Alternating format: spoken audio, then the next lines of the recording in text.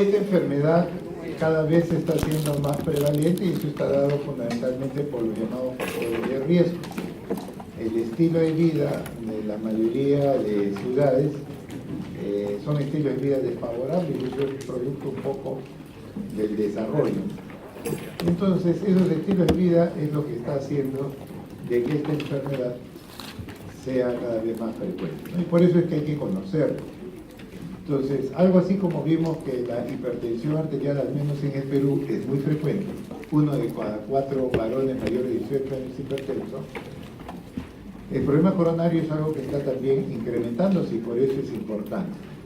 Y el segundo motivo por el cual es importante es igual que en el caso de la hipertensión. El paciente hipertenso o termina con un infarto, con una mortalidad pues alta, o pues hace un accidente cerebrovascular y se queda inválido, hemipléjico. Y entonces, estas son las dos condiciones que hacen que la hipertensión sea importante. Y lo mismo pasa acá en la enfermedad coronaria. Es importante porque es frecuente y cada vez va a ser más frecuente. Y número 2, porque tiene alta mortalidad. Esto genera muertes en cifras muy altas y son muertes que se pueden prevenir, igual que el problema de la presión.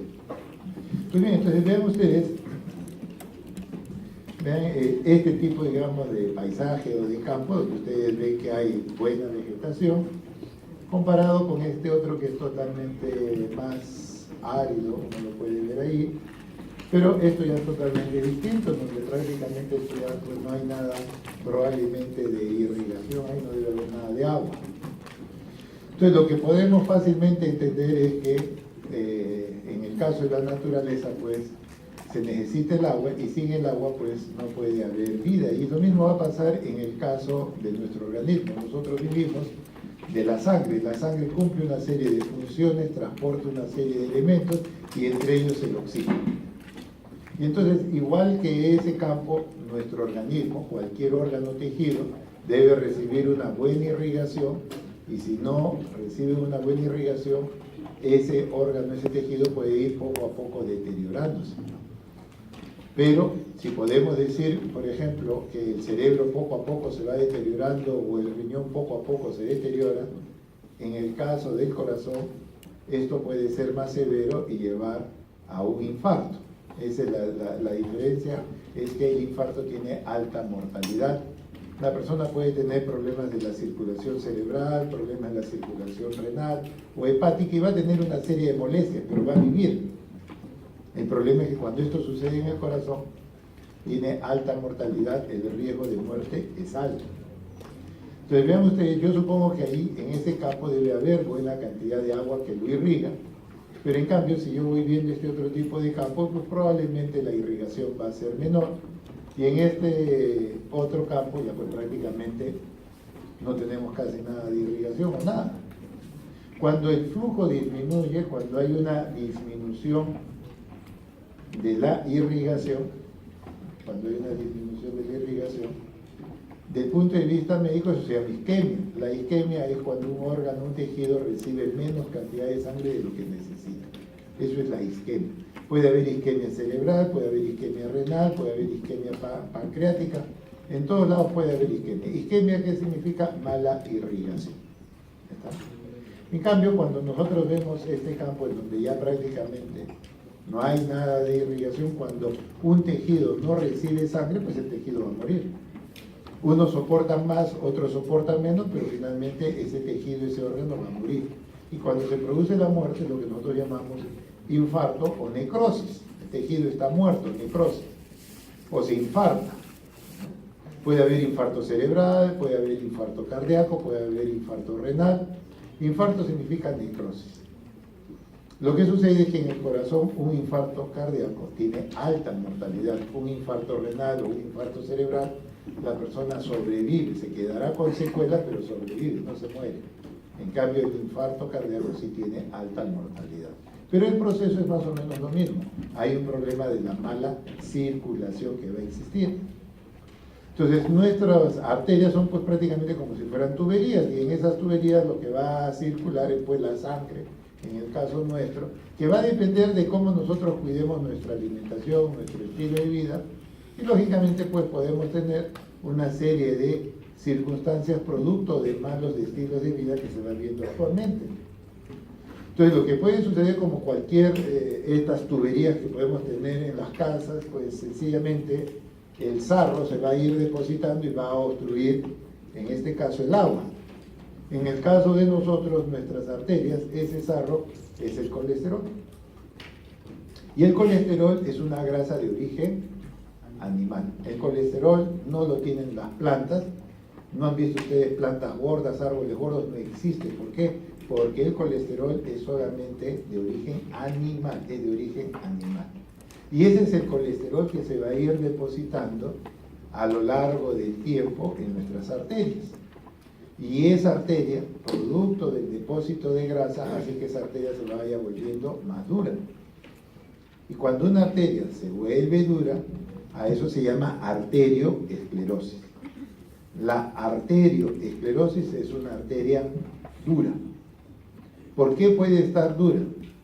Lo más frecuente es que sea por colesterol, pero también se puede endurecer por calcio, por fibrosis, que es raro.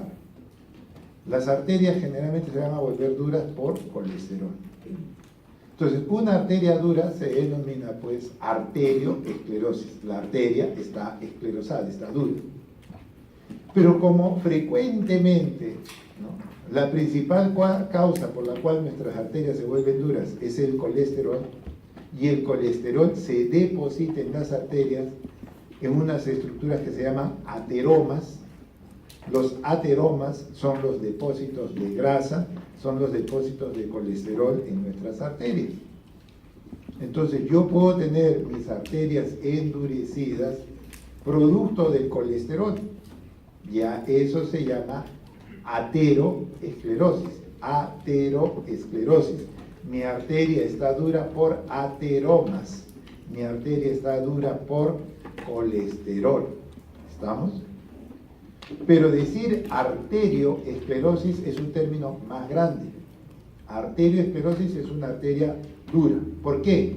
Bueno, fundamentalmente por colesterol, pero puede ser por calcio, puede ser por fibrosis. Como el mayor porcentaje de los problemas de arterias duras son los ateromas, es muy frecuente. Por favor, ¿tienes el tutero? Ya pues traigo el tutero.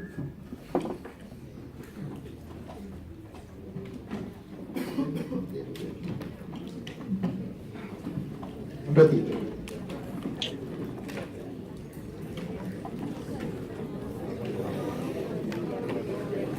Pato, van a hacer 2 clases. ¿En serio? Supongo que no. Y hemos perdido. Y hemos perdido 2 veces. A las 3 horas de paro. 3 horas y media. Es muy frecuente que nosotros digamos arterioesclerosis y ateroesclerosis como sinónimos. Es muy frecuente, pero no es tan real. Arterioesclerosis es una arteria dura. Ateroesclerosis es una arteria dura por colesterol, por ateromas. Comúnmente van a poder ver que hablan como si fueran lo mismo, porque es raro que tengan calcio o que tengan fibrosis. Pero desde el punto de vista semántico y de la terminología, arterioesclerosis y ateroesclerosis no son iguales, no son iguales. Comúnmente podemos decirlo, pero no son iguales. Entonces vean ustedes que el problema del colesterol es lo que hace que fundamentalmente nuestras arterias empiecen a endurecer. Y ese ateroma, esa grasa en nuestras arterias, ¿por qué es importante? Pues porque nuestro corazón es un corazón que vive a expensas de oxígeno, o sea, para poder trabajar el corazón necesita de oxígeno. Y el oxígeno le va a llegar a través de la sangre. Y la sangre es transportada por las coronarias, las arterias coronarias, y lógicamente, pues si las coronarias empiezan a obstruir por el colesterol, entonces lo que vamos a tener es que no va a haber buena circulación en las coronarias, no va el corazón a trabajar en forma adecuada porque no tiene su combustible. Entonces, por eso es el problema bastante serio. Entonces, las arterias coronarias, si ustedes recuerdan por anatomía, el nombre de coronarias es porque es como una corona. Ustedes ven en la parte superior, las dos arterias, la coronaria derecha y la izquierda, se ponen en forma de una corona y de ahí van a irrigar a todo el corazón. Entonces, de ahí viene el nombre pues de arterias coronarias, que son dos, la arteria coronaria derecha y la coronaria izquierda. Esas dos arterias son las que llevan el oxígeno, el combustible para que el corazón funcione. La coronaria más importante es la izquierda. ¿Por qué? Porque es la que irriga mayor territorio. Recuerden que el corazón es un motor que tiene que bombear sangre. Entonces, si yo tengo que bombear sangre, a mí me interesa ese motor, ese músculo cardíaco que tiene que contraerse. Pues bien, el ventrículo izquierdo, que es el más importante que el derecho, que bombea sangre a todo el cuerpo, es irrigado fundamentalmente por la coronaria izquierda. Entonces, la arteria más importante es la coronaria izquierda en lo que se refiere a la función de motor, a lo que se refiere a la función de bomba, de bombear sangre. Sin embargo, el corazón es un órgano que recibe órdenes eléctricas que ellas mismas generan. Hay influencia vegetativa del sistema nervioso vegetativo, pero el mismo corazón genera sus propios estímulos y eso está a cargo del sistema nodal. El nodo sinusal, que es el marcapaso fisiológico, el nodo aurículo-ventricular y después tenemos haz de His, rama derecha, rama izquierda y toda la red de Purkinje. Pues bien, si yo les digo que la coronaria más importante es la izquierda porque es la que va a llevar sangre al músculo para que funcione, sin embargo, si uno pregunta desde el punto de vista eléctrico, otra cosa, desde el punto de vista eléctrico, ¿qué coronaria es más importante? Pues no es la coronaria izquierda, sino la coronaria derecha. ¿Por qué la coronaria derecha? Porque es la que irriga al nodo sinusal y al nodo aurículo-ventricular. ¿Estamos? Entonces, una cosa es el ser motor, es el músculo que se contrae, que es importante, coronaria izquierda, pero si se preguntara cuál es la coronaria que eléctricamente es más importante, es la derecha, porque es la que va a irrigar. Y lógicamente, a mí me interesa que ese motor funcione y funcione eléctricamente, entonces mi coronaria derecha tiene importancia desde el punto de vista eléctrico. Pues bien, las arterias nosotros las vamos a tener limpias, pero a lo largo del tiempo lo que va a pasar es que se empieza a depositar grasa. ¿No? La grasa, el colesterol, que es grasa animal, se deposita a ese nivel y las arterias se van a empezar a obstruir. Esto es un largo proceso. ¿Estamos? Entonces uno puede y tiene sus arterias al nacimiento pues sanas, pero conforme la persona empieza a crecer, a desarrollarse y a tener estilos de vida, poco a poco estas arterias se empiezan a llenar de grasa. Ese es el problema. Entonces, antiguamente, o no hasta hace mucho, la gente tenía un infarto a los 65 años, después era a los 55 años, después bajó a los 45 años, y ahora no es raro de que la persona a los 35 años pueda hacer un infarto, con alta mortalidad. ¿Y por qué ha sucedido ese cambio? Pues por el estilo de vida, por los llamados factores de riesgo. Antiguamente para fumar, bueno, había que salir del hogar, ya casarse y recién fumar. Ahora están fumando desde los 12 años y en Cedro ha salido informes que los niños entre 7 a 8 años empiezan ya a fumar. Entonces, ¿qué ha sucedido? Pues la gente ya no fuma a partir de los 20, 30 años y no empiezan a fumar a los 10, 12 años. Este factor de riesgo empieza a hacerse más frecuente.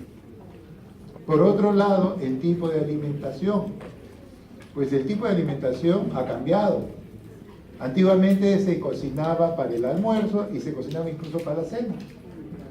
Ahora a veces se cocina hasta para toda la semana, porque no hay tiempo en el trabajo, no nos da tanto tiempo y debemos cocinar toda la semana.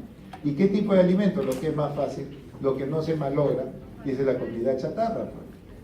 Entonces, ¿dónde celebran los niños su cumpleaños? Ya no es en la casa, generalmente en alguno de estos sitios donde hay comida chatarra. ¿No? Entonces, el estilo de vida, el ritmo de vida, es lo que está haciendo de que cambiemos. El estrés, generalmente, el estrés lo tiene una persona, antes era, el estrés lo tenía pues cuando uno tiene una responsabilidad, un hogar, uno vive estresado, pues para poder cumplir con el hogar. Ahora el niño, ¿desde cuándo se estresa? Desde los 3 años más o menos. ¿Por qué? Porque está frente a una computadora que le quiere ganar. Y si ustedes ven, la gente se va volviendo cada vez más hiperkinética. ¿Por qué? Porque está compitiendo contra cosas que antes no había. Un estrés, que escuchara uno que un niño tiene gastritis, era raro, es imposible, si le dan su alimentación. Ahora el niño tiene gastritis porque está constantemente sometido al estrés del internet. Quieren ganarle a una máquina y eso no se puede. Entonces, esas cosas hacen que el estilo de vida y que las arterias, que antes se demoraban 50, 60 años en taparse, ahora se tapan a los 30 años. Y eso es lo que ustedes van a vivir. Ustedes van a ver gente que cada vez más joven tiene infartos. ¿Estamos? Entonces, esa es la situación. La enfermedad, los ateromas, ateroesclerosis, ya hice la diferenciación. La ateroesclerosis es un largo proceso que se inicia incluso desde cuando ya se engendran niños, porque hay una serie de condiciones que se ven ahora, pero este es un largo proceso en donde finalmente el paciente puede terminar con un infarto. ¿Estamos? Entonces, al final, ojo, y eso es muy importante, nosotros creemos que nuestras arterias se van a llenar de grasa y al final se terminan tapando de grasa y ya no pasa la sangre. Eso no es así.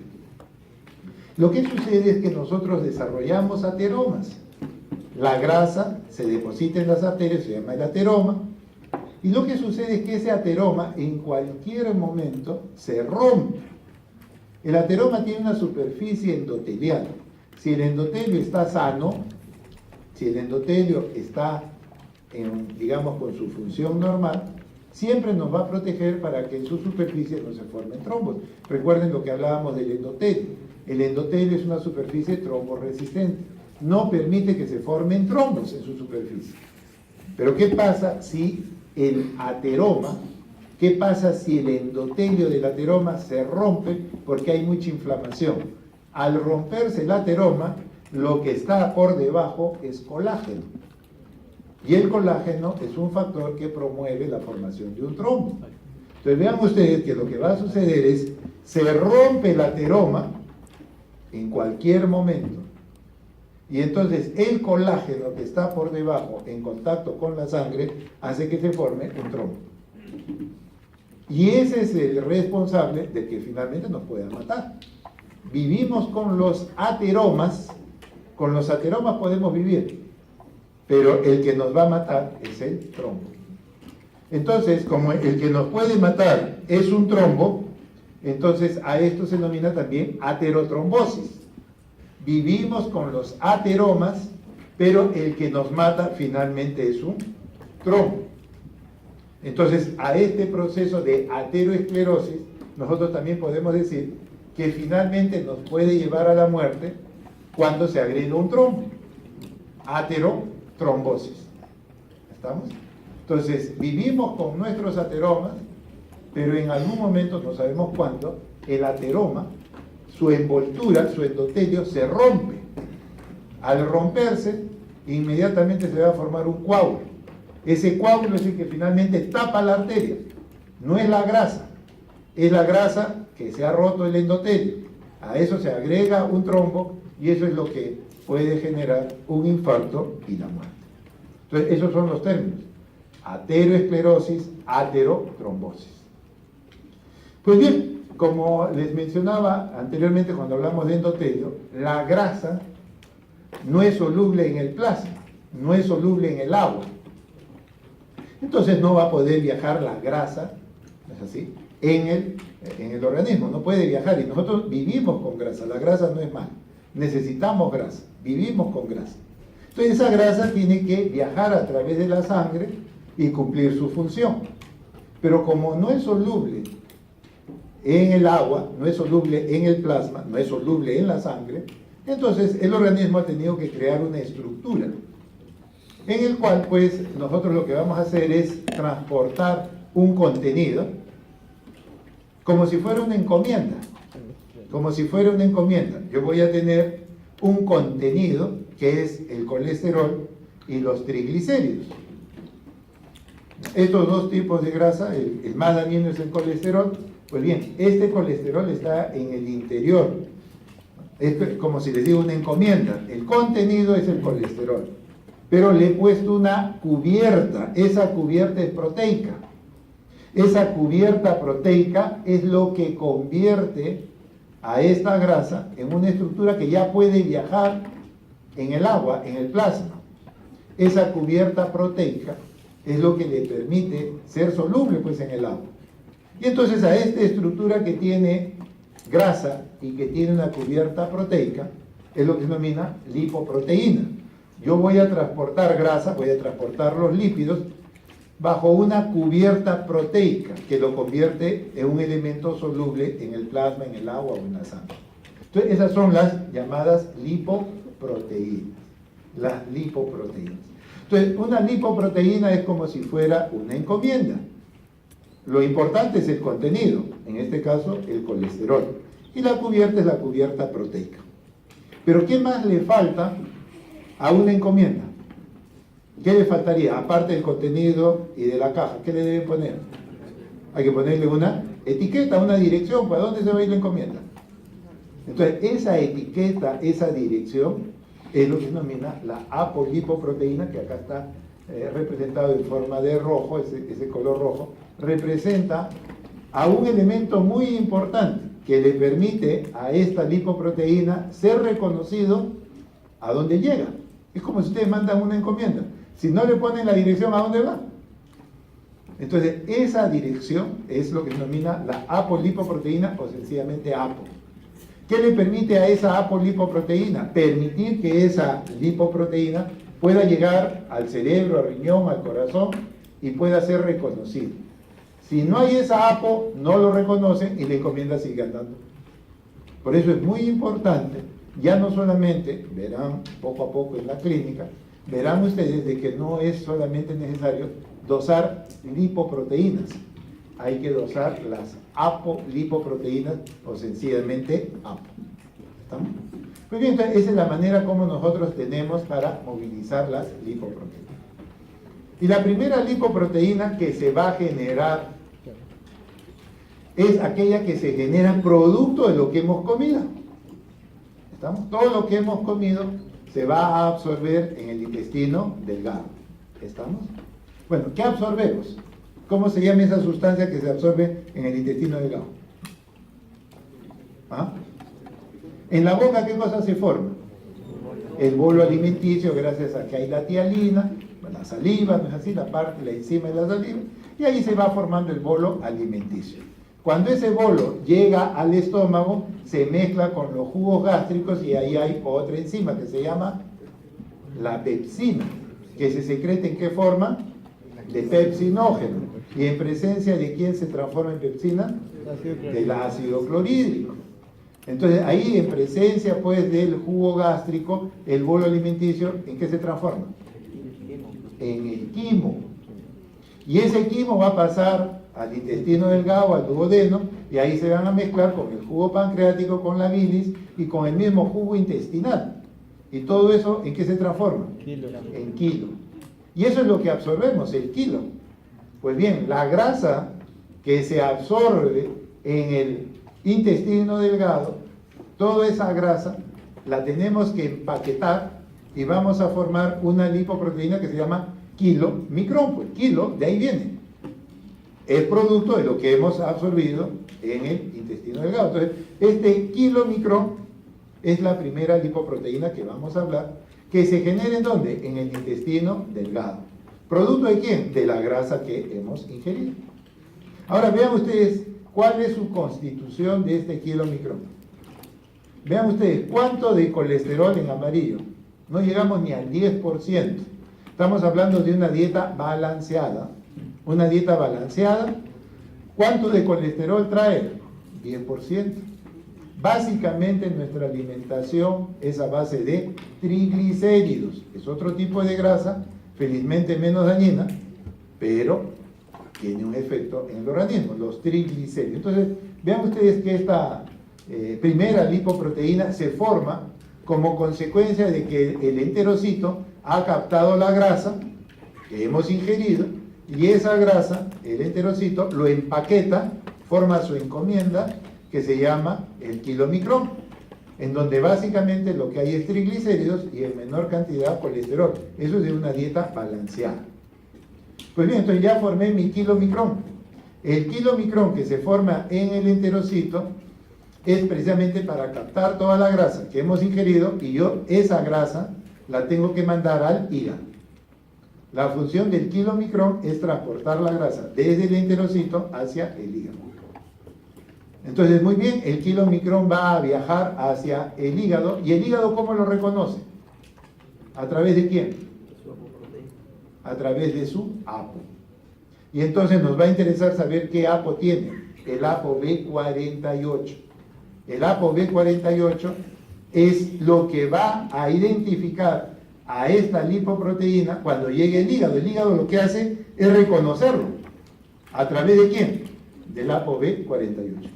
Si no lleva APO B48, no lo va a reconocer y se va a pasar de largo, ¿no? Perdón. El APO B48 es muy importante porque es lo que le permite precisamente llegar al hígado y dejar su contenido. Muy bien. La segunda lipoproteína se denomina VLDL, son las siglas en inglés, esas se las tienen que recordar porque son ya términos internacionales. El Very Low Density, que viene a ser el VLDL, o lipoproteína de muy baja densidad. Esta lipoproteína de muy baja densidad se genera en el hígado. Llegó el kilomicrón al hígado, el hígado necesita trabajar con la grasa, pero lo que ya no necesita, el hígado lo que tiene que hacer es decir, bueno, yo tengo que mandar grasa ahora a todo el cuerpo, lo mandaré al cerebro, al riñón, a la suprarrenal, y entonces el hígado ahora empaqueta la grasa que no va a usar y va a formar lo que se llama el VLDL, lipoproteína de muy baja densidad. Entonces, este VLDL tiene una finalidad, llevar la grasa que no ha usado el hígado a todo el cuerpo, que lo necesitamos. Entonces, ese VLDL tiene que entrar ¿en dónde? Pues tiene que entrar en el cerebro, en la suprarrenal. ¿Y cómo lo va a reconocer? A través de su APO. ¿Qué APO tiene? El APO B100. El APO B100 le permite entrar a muchos tejidos, a muchos órganos, el APO B100. Pero ¿qué transporta el VLDL? Vean ustedes que lo que transporta fundamentalmente es, nuevamente, triglicéridos y en menor cantidad colesterol. Estamos hablando de una dieta balanceada en un sujeto sano, no estamos hablando de enfermedad sana. Entonces, así es como la grasa empieza a ir por todo el cuerpo. ¿A entregar qué cosa? Colesterol y triglicéridos, porque vivimos con eso. Entonces, el cerebro, la suprarrenal van a captar a estos VLDL y van a tomar la grasa que transporta para poder funcionar en forma adecuada. La tercera lipoproteína es la que quizás más se conoce porque es lo que se trata de difundir en la población, es el llamado LDL, la lipoproteína de baja densidad. De low density es esta, el LDL. Que es más chiquita, vean ustedes, yo la represento de esta manera, más pequeño en relación a estas otras dos. ¿Y qué es lo que transporta el LDL? Si ustedes ven, miren, el 50% es colesterol. A diferencia de las otras, miren lo que transporta, fundamentalmente colesterol. Y como es una lipoproteína más pequeña, es más fácil que se meta a las arterias. El kilomicrón y el VLDL no entran a las arterias porque son muy grandes estas lipoproteínas. En cambio, esta pequeñita sí se puede meter. ¿Y qué transporta? ¿Qué está transportando? Colesterol. Por eso es que se dice de que el LDL es entre comillas, el colesterol malo. Es la lipoproteína, entre comillas, mala porque es la que va y puede dejar en las arterias grasa. ¿Y qué grasa va a dejar? Colesterol. Por eso se dice que el LDL es la lipoproteína o es el llamado colesterol malo. Pero así como tenemos el LDL, tenemos otra, que más bien es el que nos protege, el HDL, el High Density, que es la lipoproteína de alta densidad. Yo la represento de otra manera, es otra estructura, es un disco plano, que nace, se forma, ¿con qué finalidad? De ir y limpiar el colesterol que dejó el LDL. ¿Y dónde lo dejó? En las arterias. Entonces, el HDL tiene una finalidad, limpiar las arterias. Lo que el LDL lo ensució, el HDL lo tiene que limpiar. Entonces, por eso se habla del colesterol, entre comillas, protector. nos protege, y eso es verdad. Pero así como nos protege este HDL, veíamos que hay un ApoB48, hay un B100. Pues bien, hay un ApoA1. ApoA1. El ApoA1, ¿qué significa? El ApoA1 es lo que le da al HDL su capacidad de limpiar arterias. Es decir, si el HDL no tiene ApoA1, no sirve para nada. ¿Qué es lo que le da importancia a la lipoproteína? Su Apo.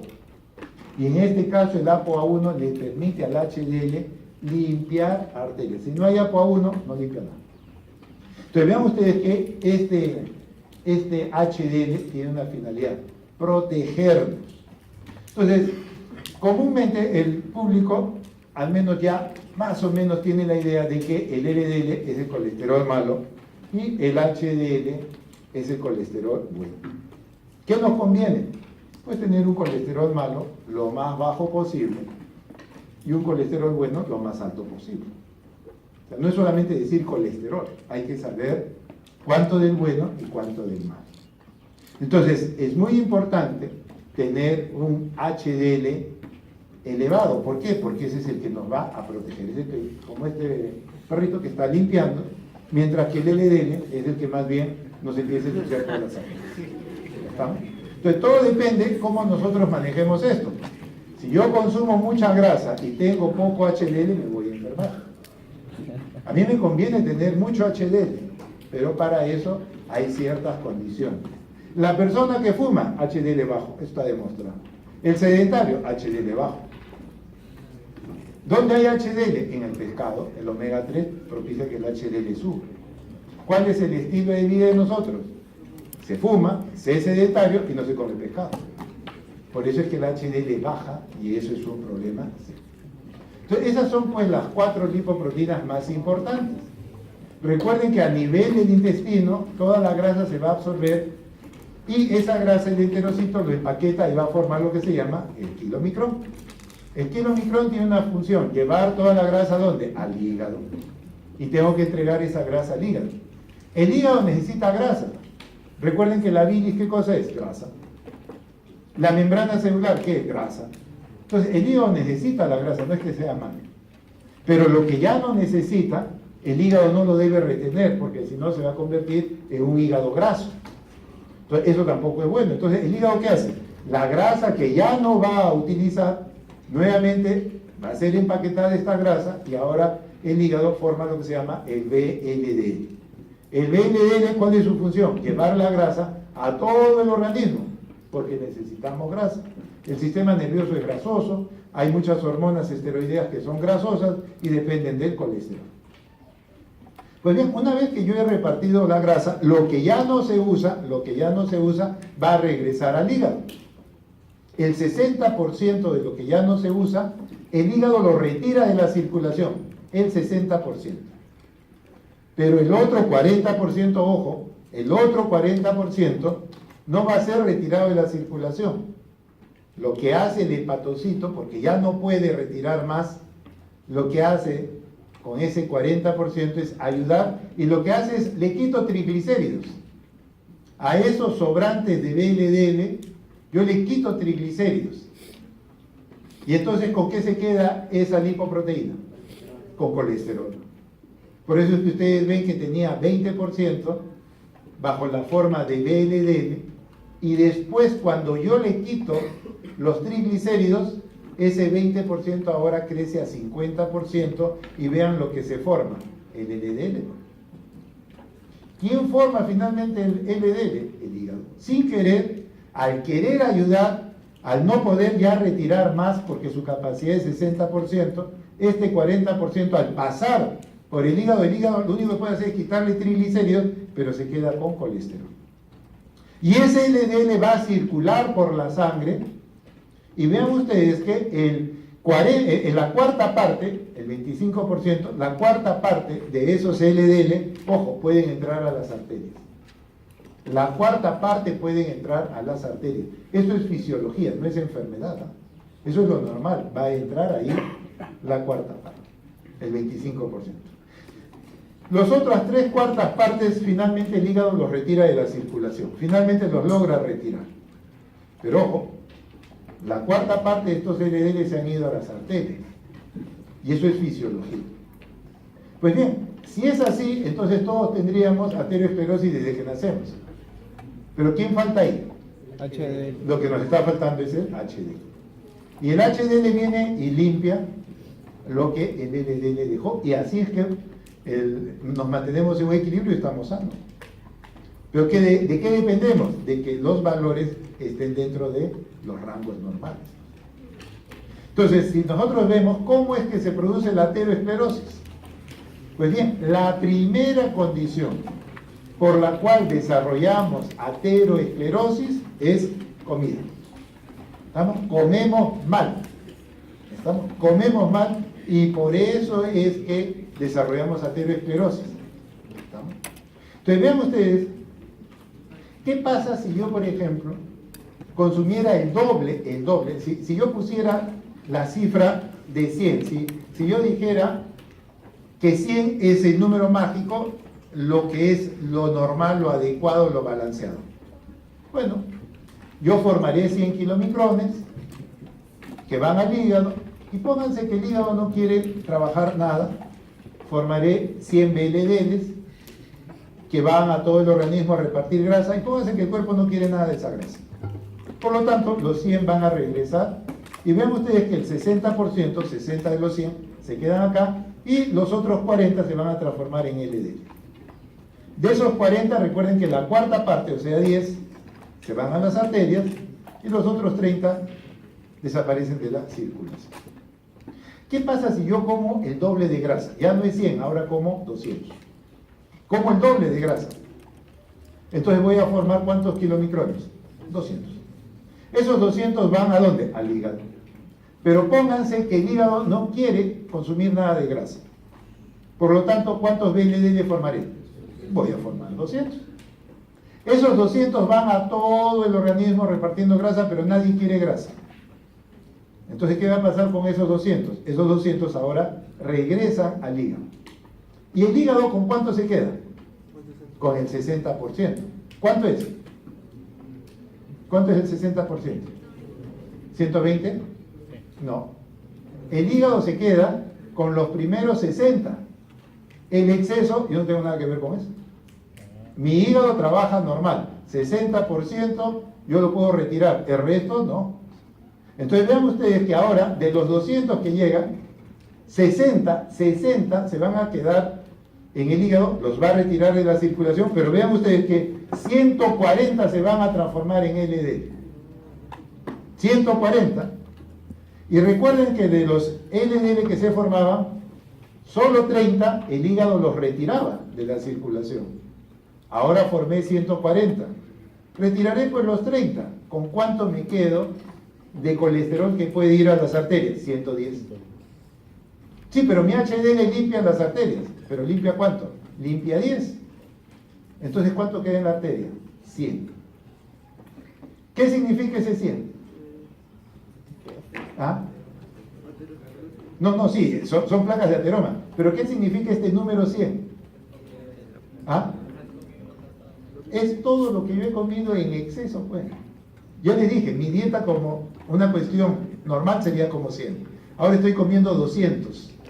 Vean ustedes a dónde se va el exceso de grasa. Eso es lo que les quiero representar. No interesan mucho los números. Lo que interesa es que ustedes entiendan bien claro.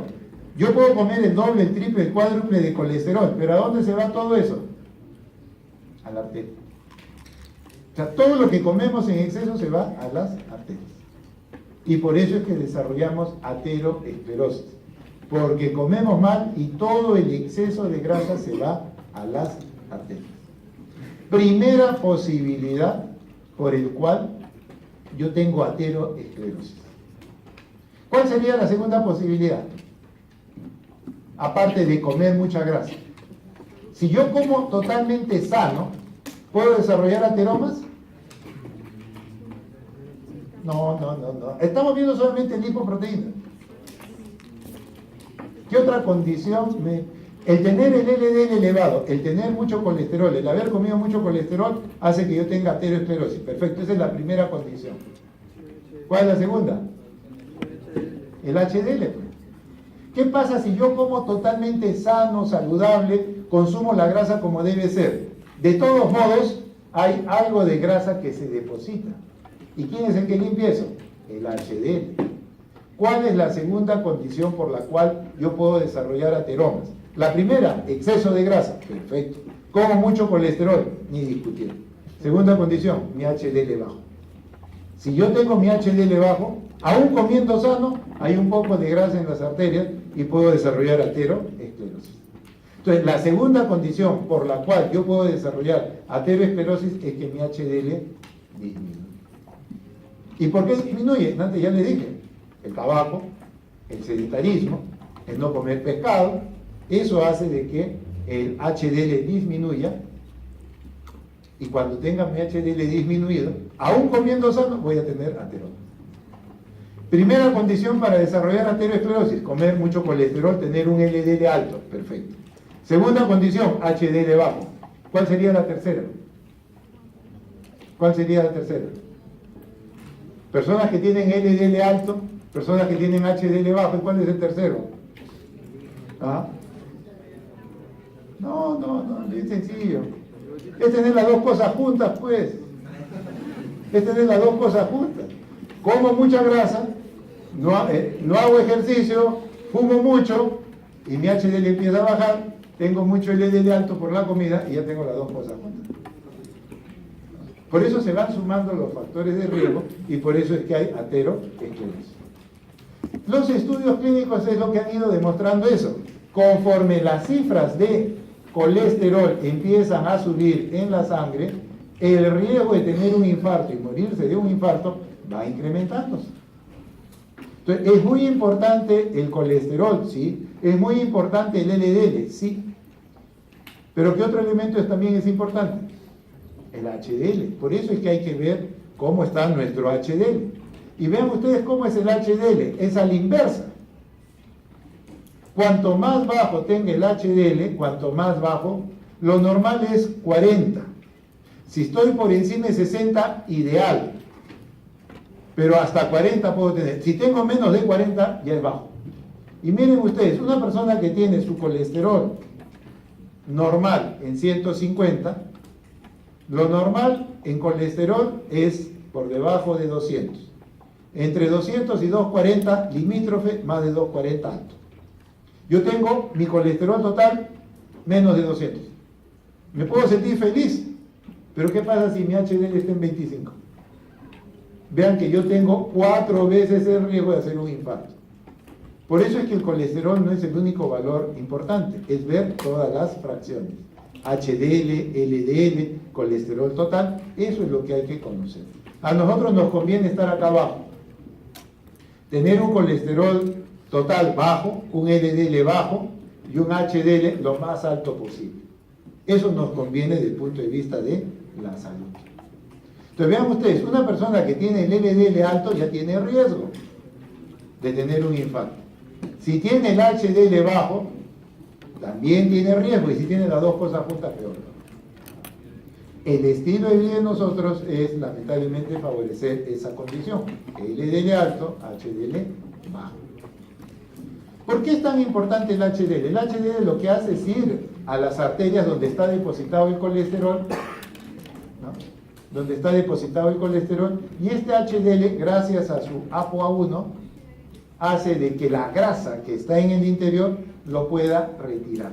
El colesterol que está depositado en la pared arterial, el HDL, gracias al ApoA1, hace de que este colesterol pueda ser captado por el HDL, y vean que el disco plano ahora se transforma en una esfera. Entonces el HDL ya se cargó ¿de qué? De colesterol. Si ustedes recuerdan en la estructura del HDL, el HDL tiene colesterol en su interior. Ese es el colesterol que ha captado de las arterias. El HDL nunca tiene colesterol cuando nace. ¿Pero por qué aparece en la figura el colesterol? Porque es el colesterol que ha limpiado de las arterias. Eso es el contenido y por eso la importancia del HDL. Entonces vean ustedes, esto les expliqué algo en relación al endotelio. El endotelio permite que el LDL ingrese a través de él y deje su contenido. ¿Y qué es su contenido? Colesterol. Pero precisamente nosotros tenemos nuestro HDL y el HDL lo que viene es a limpiar las arterias, es el protector. Entonces, tenemos HDL, pues el HDL va a limpiar las arterias. Y entonces de esa manera no desarrollamos ateromas, siempre y cuando haya un equilibrio entre el colesterol que como y mi HDL. Tiene que haber un equilibrio. Tengo que tener un colesterol LDL no muy alto y un HDL más bien lo más alto posible. Y de esa manera pues el HDL limpia las arterias y no dejamos grasa en las arterias. Pero lo que sucede en el tiempo es que este endotelio se ve agredido. Y cuando se ve agredido se vuelve un endotelio ¿de qué tipo? Disfuncional. ¿Qué significa un endotelio disfuncionante? Que empieza a formar ¿qué cosa? Radicales libres, que eso es parte de su metabolismo, pero lo que no puede hacer es ¿qué cosa? Neutralizarlos. Entonces, este endotelio disfuncionante va a generar radicales libres, que lo que van a hacer es oxidar. ¿Y qué oxidan? Lo que encuentran. ¿Qué van a encontrar? El colesterol, ¿no? Entonces, vean ustedes que ahora el colesterol se oxida. Y si nosotros oxidamos el colesterol, cuando viene el HDL no reconoce la grasa oxidada. Reconoce la grasa, reconoce el colesterol, pero cuando ya está oxidado, no lo reconoce y dice que yo no tengo nada que ver acá. Eso no lo reconozco, yo me voy. ¿Y qué pasó? La grasa oxidada se queda en las arterias y así empieza el proceso de la aterosclerosis. Así es como se forman los ateromas. Así se van a formar los ateromas. Esto no se va a ver, pero